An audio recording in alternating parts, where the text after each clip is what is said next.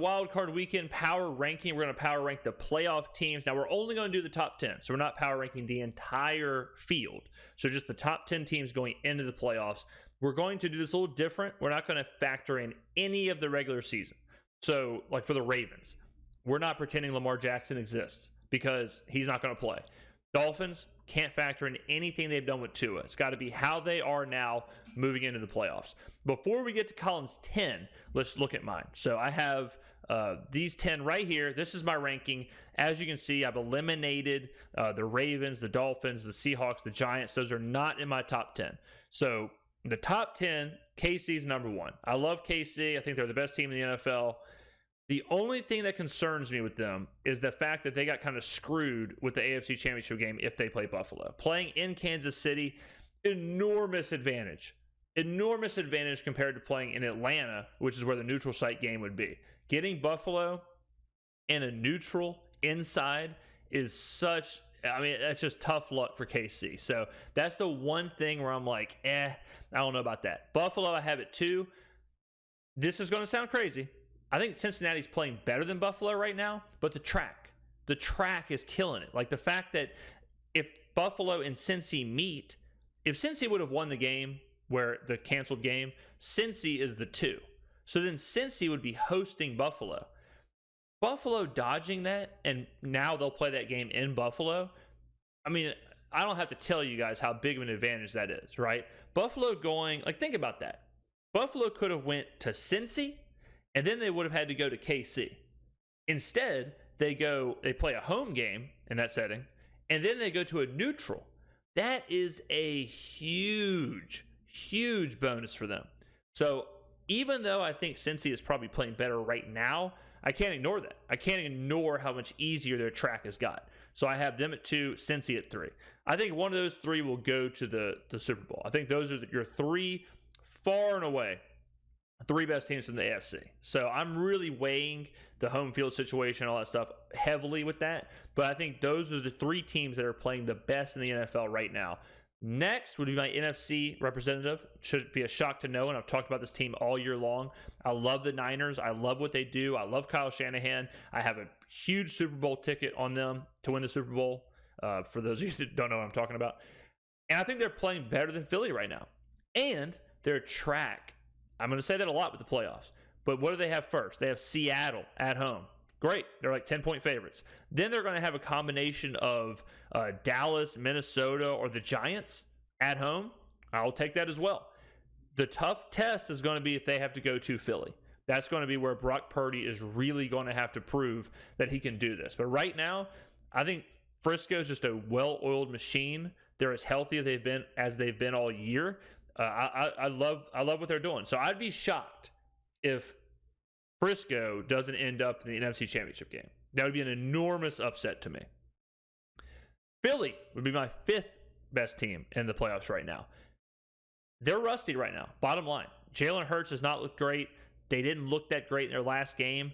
And we're not factoring in how good they looked in week 4 and how good they looked in week 5. If they played Frisco right now, I think it's a coin flip game. And I think San Francisco right now is a little bit better, thus my power rankings. With that being said, I think Philly is well beyond the rest of the NFC. Just like I said with the AFC, these 3 teams, I think either San Fran or Philly, one of those 2 is your representative from the NFC for the Super Bowl. After that is Dallas. Now, it wouldn't surprise me if Dallas lost in Tampa, but I think if we're looking at everything as a whole, I think they're probably, as a whole, they're playing better than Tampa. The spot isn't great, like having to go on the road, all that stuff, facing, Dak Prescott versus Tom Brady. The amount that Dak Prescott is turning over the football, not great. I'm still giving a little bit of credence to Dallas's defense. I know they haven't been what they were at the beginning of the season, but I think when you look at everything in a vacuum, I assume their defense gets better. I assume their defense plays better. Tampa has a hellacious offensive line, or has hellacious offensive line issues. So I'm putting my stock in Dallas. They haven't won a road playoff game since 1993. I was just a wee baby. I was like 4 years old. So it's not exactly the most comfortable place to be planting your flag, but we'll see. Next up, I have the Chargers. Chargers and Jags is a coin toss game. Tough spot for Los Angeles. They playing on a short week. They're having to go on the road, but Justin Herbert over Trevor Lawrence. Trevor Lawrence has had a great back half of the NFL season, but what Trevor Lawrence are we going to get? His first playoff game is tough, a young team. I like how Jacksonville's playing right now, especially their defense. Having Doug Peterson, a Super Bowl winning coach, leading them into the playoffs is a huge bonus. So since this is a coin toss, it makes sense that they're 7-8. But with Justin Herbert, you always have a chance to win. So much more talent on the Chargers side. Brandon Staley this is a coaching mismatch from hell. Peterson with Staley. So that's not great if you're a Chargers fan. Also, Mike Williams probably won't play. You can thank Brandon Staley for that as well. So I have them 7-8. 9, I got Tampa Bay. Tom Brady in the playoffs at home. I got to put him there. Tampa's had issues all year long. They still have issues, but I just can't count this guy out. So I have Tampa over the Vikings. The Vikings, I think, will beat the Giants. Everyone knows Vikings, they're 11 wins of one-score games or less. They got outscored this season, but they won 12 games. So we all know the Vikings' problems. They still have a ton of talent on the offensive side of the ball, much more than the Giants do. The Giants will go as far as Brian Daboll will drag them. But give me the more talented roster, playing a home game. I don't think the Vikings are very good, but they do round out my top 10. So let's go ahead and look at Colin's top 10. Herd hierarchy. Time is now. Let's go. The top 10 NFL teams according to Colin. Number 10. By an inch over the Steelers, the Minnesota Vikings. Okay, good pick, Colin. Had him at 10 myself. Let's hear what the man has to say. Their defense is gross, and I think they're going to lose to the New York Giants, but they're on a 7-game. No, they're not. Oh, whoops, I got the wrong thing here. Okay, Colin, it happens to us all. Only team to win 13-plus games with a negative point differential. Defense is awful, but they've had 8 game-winning drives. That's a thing. It is a thing. I mean, I've said this on the Power Ranking show all year long. When people say they've won 11 close one-score games, that matters in the playoffs. You expect these games to be tight. You expect these games to be one-score games. So the fact that they're comfortable in that environment, I think, is a bonus now. It's a bonus that the Vikings can navigate one-score games, whereas the Eagles really haven't done that. They really haven't played one-score games. So I'd rather be in the Vikings' shoes in that very small situation than the Eagles, who it's like, I don't know, or the Niners. I don't know how the Niners are going to play in a one-score game. I don't know how Brock Purdy's going to react in the fourth quarter if they're down a touchdown. I have no clue. I know how the Vikings will react. They've done it all year long. It is important. I just don't trust this team. I think the Vikings are going to face the well-rested Giants, and it's going to be very uncomfortable up front. By the way, the Giants have gotten some pretty good protection for Daniel Jones, who's now running the football. So I'll put the Vikings in by an inch over the Steelers at number 10. Number 9. But I think the well-rested Giants. Having the Giants in there is that's really saying something. I don't think the Giants are a top 10 team, certainly if he's not counting the entire league. I mean, he's talking about the Steelers. For what it's worth, if I was counting the entire league, I'd have the Lions would be very high. I had the Lions as probably the third best team in the NFC. So I didn't consider them.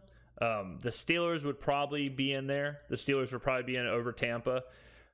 The Giants are as smoke and mirrors as the Vikings. The Vikings have been smoke and mirrors all year long. The Giants have been the exact same. Daboll has done an incredible job coaching.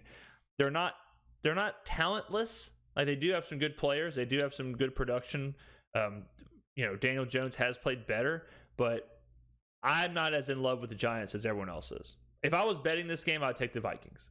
Beat the Vikings. 8-4-1 in one-possession games. And what Brian Daboll's done has elected to use Daniel Jones' legs as well as his arms. Yeah. Daniel Jones, only the 13th player in league history to have 3,000-plus passing yards and 700-plus rushing yards. Yeah, I mean, his running is very similar to Josh Allen, like as far as production-wise. I think Josh Allen probably has like 850 rushing yards. Jones has 700-plus. So they're pretty similar. They're a little different, but yeah, he has been better with his legs for sure. And Daboll knows that. Daboll, that's a good coach, though. A good coach knows how to get the most out of their players, and he's proven that. Yards. They've got a very good pass rush. I think it will unravel to some degree. Kirk Cousins, I have the Giants one spot ahead, and I love their coach over the Vikings at 9.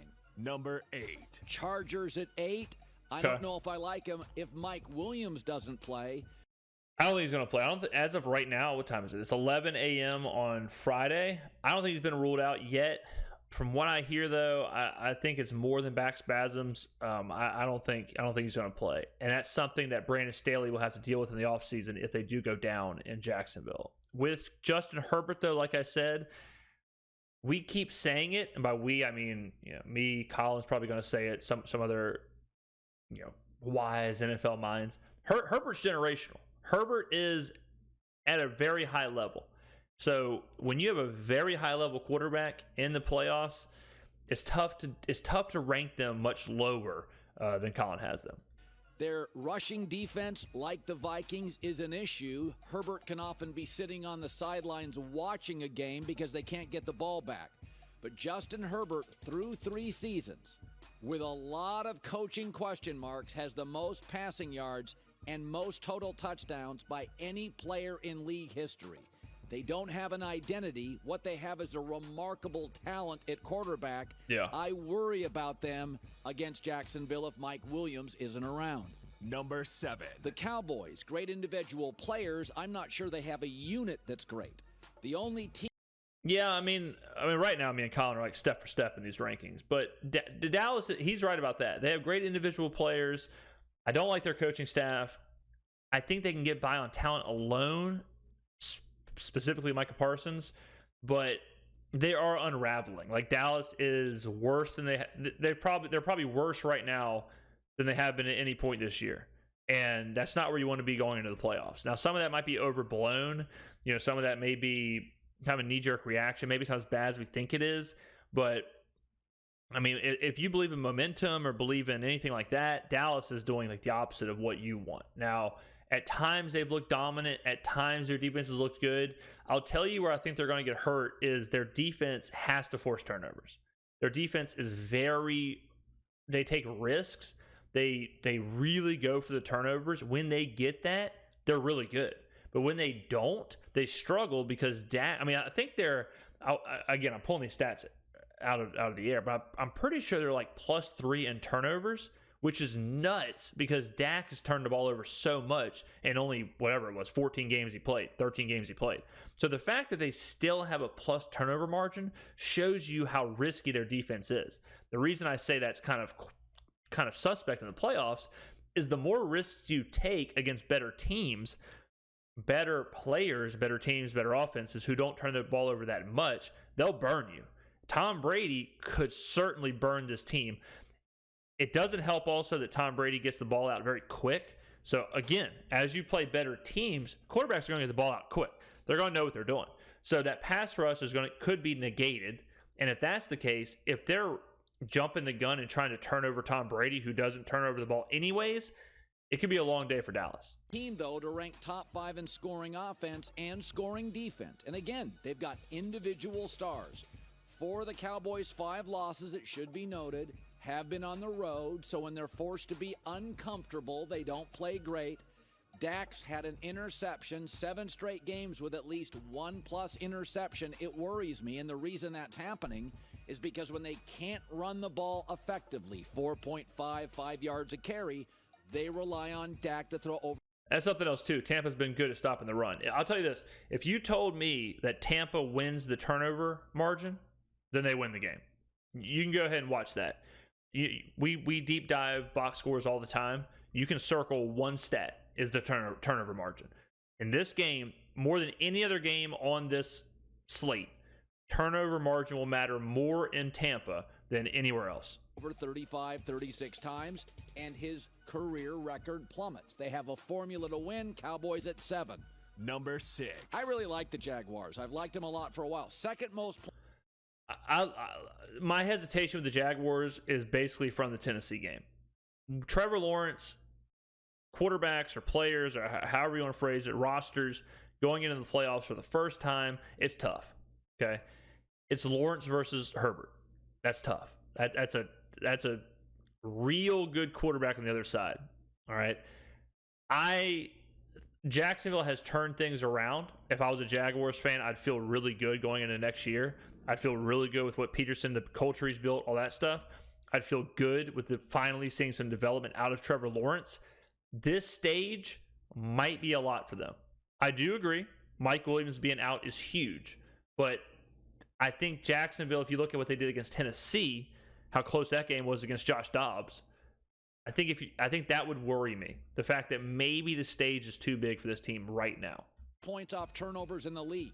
For a young team, they take advantage of things given to them. Trevor Lawrence, since week 9, been real leads good. the NFL in passer rating. They're on a 5-game winning streak. Let's be honest about this team. They're not going to win the Super Bowl, but they're kind of a year ahead of schedule. They won their division. We thought this was the Colts division or the Titans division.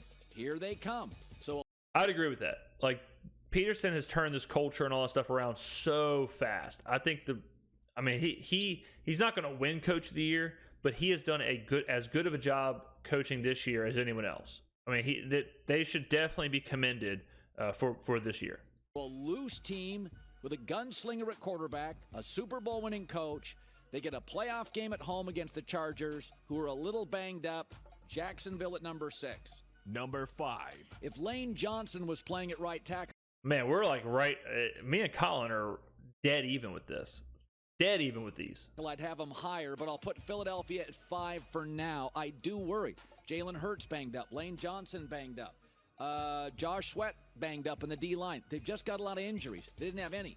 And what is happening now, this team in the last 9 games has turned it over 16 times. You remember the first 8 games? They never turned it over. So now they're turning it over, and now they're beat up. They're not the same. Oh, something else. I meant to mention this. So the Philly getting a bye week, I would argue, and this is going to sound crazy, but I would argue they do not, like, they don't want the bye. Obviously, they do want to bye. I'm not saying that. But I'm saying, like, they do need to play, right? Jalen Hurts hasn't played in a while. The team hasn't really hit. They're not hitting that where you want to be in the playoffs. They could use reps. Like, they could use a get-right game. They ain't going to get one. And now they got to sit for a whole nother week. That's going to help with the injuries. It's going to help with Jalen Hurts physically. But all of a sudden, going from not playing to playing, but not playing very well, to not playing again. Oops, now we're in the second round of the playoffs. That's tough. Like, this is the one time where it's like a perfect storm to where that bye week, it's not a negative, but I don't think it's a positive as much as it usually is. Same team they were in mid-October, but out of respect, because I do think they have assembled a lot of talent. Second most talent-rich team in the NFC after the Niners. I put them at 5. Number 4. I put Buffalo at 4. Again, what concerns me. Now, he's doing his different. He's doing his on just like a power ranking, like a flat power ranking.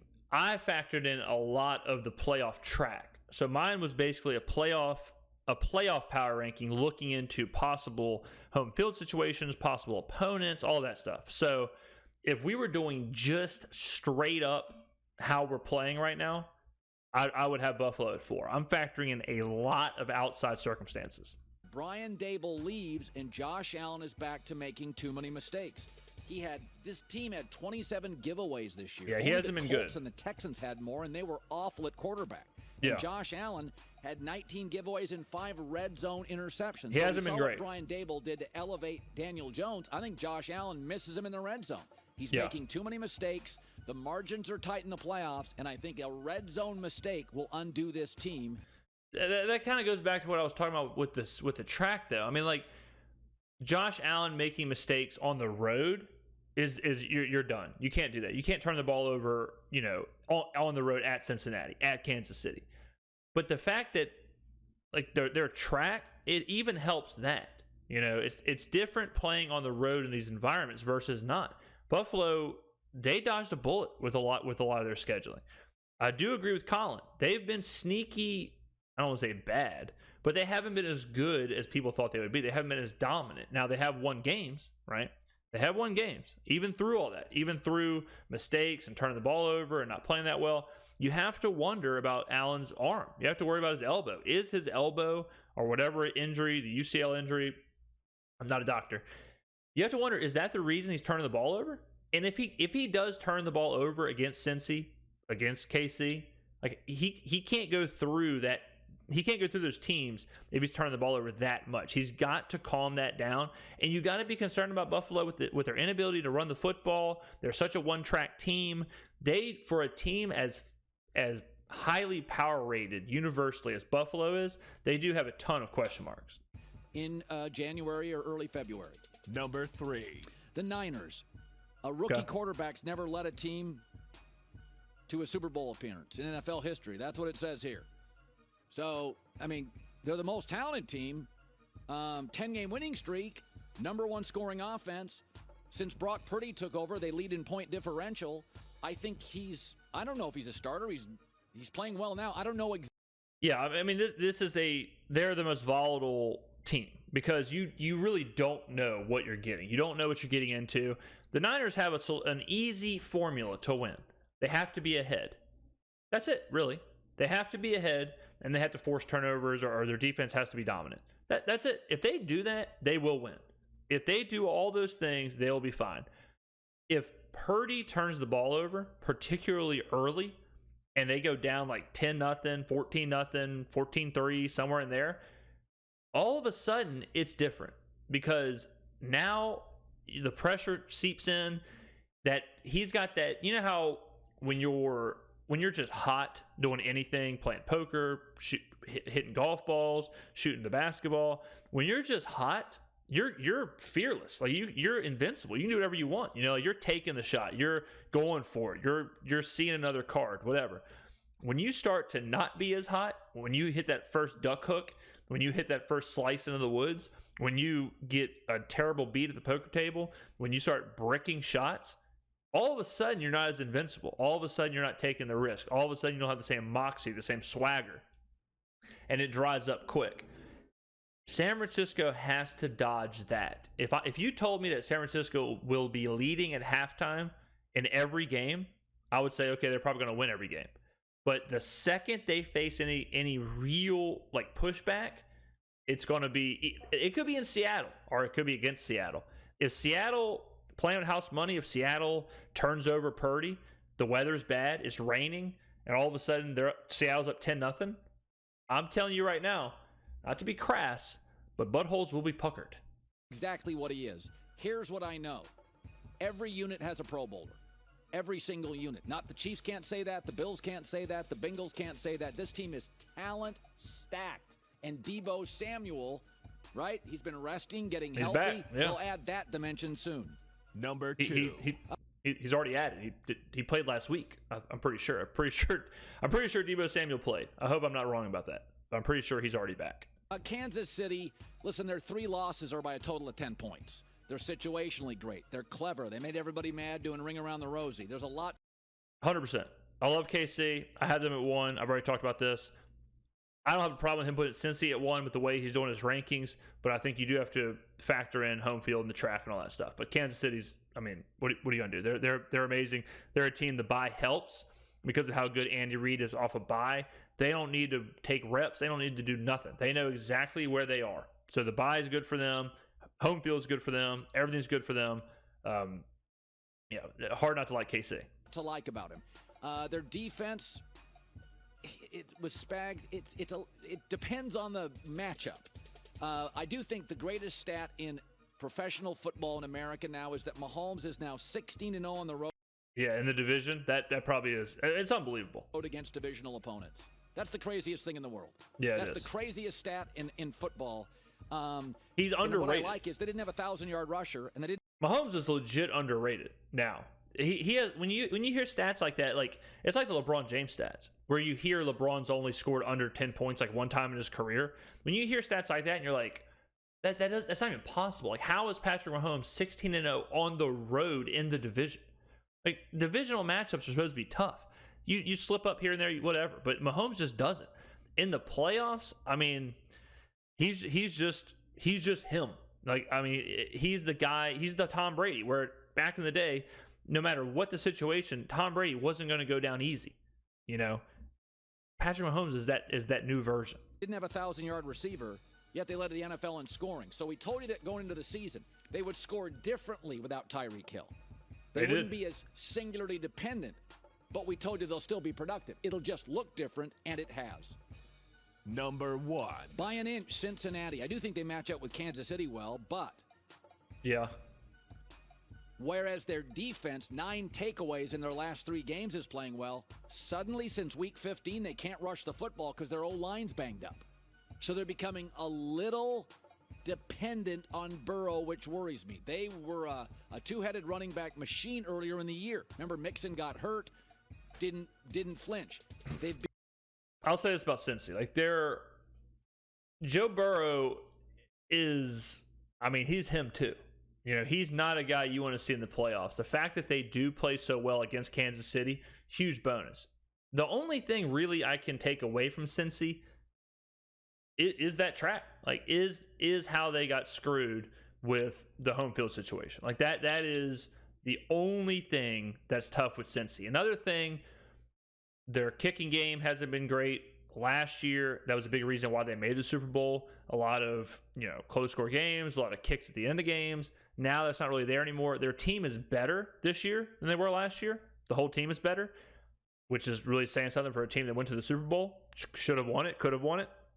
So I love Cincinnati as far as like what they're doing, their team, all that stuff. Zach Taylor hasn't been as bad as usual. Their defensive coordinator, great. One of the best second half adjusters in the NFL. So I have no problem with them at 1. I docked them a little bit for the home field. Become a little Burrow dependent. I worry about the erosion of their run game. Averaging 60 yards running over the last 3 games concerns me, not just a little. That's what worries me about Buffalo. They bail on the run game. Hi, everybody. Thanks for watching. There you Subscribe go. here to get very similar. Very similar rankings. I mean, if you look at them, they're almost identical. I think we have very similar ideas about these teams, which, good for Colin to be on my side. But let me know in the comments below, what are your top 10 teams going into the playoffs? Only do playoff teams for my comments, or for the comments on this video. Just rank your top 10 teams in the playoffs right now. Thank you for watching. I appreciate it.